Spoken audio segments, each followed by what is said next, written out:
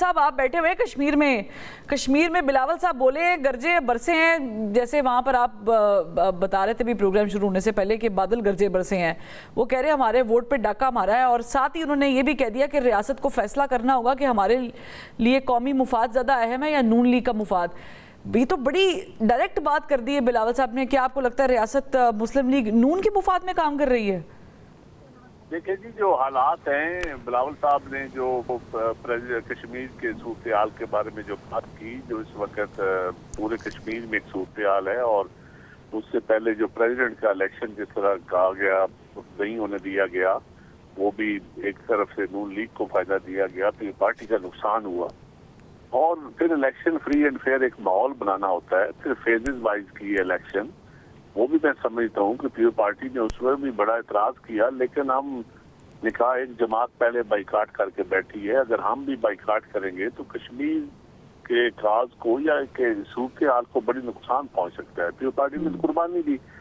अब महाजरीन की सीटें हैं, ये हमेशा पीपल्स पार्टी के खिलाफ इस्तेमाल हुई हैं। आप जब से इलेक्शन हो रहे हैं आप देख लें, मुस्लिम लीगी माइंडसेट एक पंजाब में रहा है, खा वो काफ लीग रही हो या कोई और रही हो, तो पीपल्स पार्टी को हमेशा वो सीटें घाटे में रही है इंतजामिया के बलबूते पे। हमने उस पर भी कहा कि लेकिन अब हमारा मैंडेट जब डायरेक्ट अब जो हमारी सीटें जीती हुई अगर छीनेंगे तो फिर तो हम इस तरह चुप कैसे बैठ सकते हैं। इख्तियार वली साहब, बड़े संगीन इल्ज़ाम है कि ऐसा लग रहा है कि रियासत जो है it's trying to save Muslim League Noon, and now you getting like आपने 13 हलकों में से 9 जो हैं मुस्लिम लीग नून के उम्मीदवार वहाँ पे जीते हैं। पीपल्स पार्टी को ज़्यादा शिकवे शिकायतें, ये बहुत बड़ा इल्ज़ाम है कि रियासत आप लोगों को फेस सेविंग दे रही है। आप ये नहीं कि कह रहे हैं कि आपके पास है कुछ नहीं।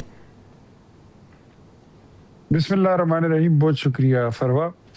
मुस्लिम लीग नून का उसकी क्रेडिबिलिटी ये थी कि जब इमरान खान की हुकूमत जाने लगी थी तो उस वक्त लोग हमसे ये मिन्नत तरला कर रहे थे कि असम्बलियाँ टूटे तो अपने अपना टिकट हमें देना है, और अगर हमें टिकट देते हैं तो हम आपके साथ शमूलियत करते हैं। ये कौन कह रहा था? मुस्लिम लीग नून की क्रेडिबिलिटी ये पीटीआई के लोग कह रहे थे, पीपल्स पार्टी के लोग कह रहे थे, पीपल्स पार्टी के भी लोग कह रहे थे। अच्छा, बहुत सारी जमातों के लोग कह रहे थे। हमने अपनी क्रेडिबिलिटी रियासत के लिए कुर्बान की, पाकिस्तान के लिए कुर्बान की। आप क्या हमें गाली देना चाहते हैं कि नून लीग मतलब कोई पार्टी नहीं रही? आपका मतलब क्या है कहने का, इस तरह बात करने का मतलब? ये तो कोई बिल्कुल ही बेसरोपा वाली बात हो गई कि मतलब आप ही पार्टी हैं। मैं यकीन करें, मैं बिलावल साहब से, पाकिस्तान पीपल्स पार्टी से मैं बहुत प्यार करता हूँ। ये जमहूरी लोग हैं, जमहूरी पार्टी है, लेकिन आज बिलावल साहब के बयान को सुनकर मुझे कल तक नहीं लगा, लेकिन आज मुझे लगा, इलेक्शन हो चुका है, हम जीत चुके हैं, लेकिन मुझे अब लग रहा है कि बिलावल साहब ने जो बात की है, मुझे ऐसा लग रहा था इमरान खान खड़ा हुआ बात कर रहा है। ये आप बहुत बड़ी स्टेटमेंट दे रहे हैं। There is a huge difference between Bilawal साहब और इमरान खान साहब। इमरान खान साहब के ऊपर 9 मई चल रहा है। मुझे लग रहा है तो उनका इन पे 9 मई लगे ना लगे वो अलग बात है, लेकिन जबान से बू आ रही है, बातों से बू आ रही है, मुंह से वही बू आने लगी है। मतलब आप जीतो तो ठीक है, कोई और जीते तो मतलब आपके खाते में नून कोई पार्टी ही नहीं है। आप समझते हैं इमरान खान की तरह के बस आप ही पार्टी है, बाकी कोई पार्टी नहीं है, आपका लीडर है, बाकी कोई लीडर नहीं है। ये तो बहुत दकियानूसी अप्रोच है, तो बहुत सेल्फिश अप्रोच है। और मैं I don't expect from a person like Bilawal Bhutto Zardari साहब कि वो भी इस तरह बात करेंगे। आज पीपल्स पार्टी में और पीटीआई में क्या फर्क रह गया? कोई भी नहीं। वो पीपल्स पार्टी और पीटीआई में सर बहुत फर्क है। People's party is backing you in federal government. People's party is trying to save you and they saved you. PTI didn't save you. नहीं, रुकिए, हमसे पहले बैकिंग के लिए यही पीपल्स पार्टी पीटीआई के पास गई थी कि हम आपको बैक करते हैं। उन्होंने इनकार किया, फिर इन्होंने हमारे साथ आए, हमारे साथ बैठे, हुकूमत आई है। मैं यकीन करता हूँ, मैं ये मुस्लिम लीग नून की 5वीं हुकूमत देख रहा हूँ जब से मैंने सियासत शुरू की है। ये हुकूमतें बनते ही जाने के लिए हैं, टूटने के लिए हैं, लेकिन मेरे ख्याल में कुछ उसूल तय कर लें। और एक बात मैं यहाँ पर जरूर आपको बता दूं कि फिर अगर ये वाला लहजा इस्तेमाल होगा तो व्हाट डू यू थिंक, इस तरफ से आपको कोई बुके आएंगे, फूलों के गुलदस्ते आएंगे। सो मेरी रिक्वेस्ट है कि इलेक्शन हो गए, आगे की बात करें। अगर आप ये कहते हैं कि नून लीग रियासत, तो मुझे ये बताइए जीबी में आपको किसने जिताया? आप खुद जीते हैं।